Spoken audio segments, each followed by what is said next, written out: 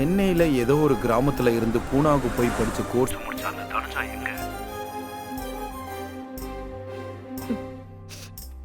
நம்ம வாழ்க்கையில எடுத்து வைக்கிற ஒவ்வொரு அடியும், நம்ம எடுக்கிற ஒரே ஒரு முடிவு தான் நம்ம வாழ்க்கையிலேயே மிகப்பெரிய பாதிப்பை ஏற்படுத்தும். நம்ம வாழ்க்கையவே அது மாத்திரும்.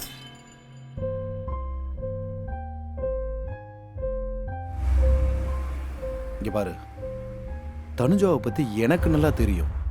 ஆனா இந்த மொத்த உலகத்துக்கே அது தெரியணும், அவ்வளவுதான்.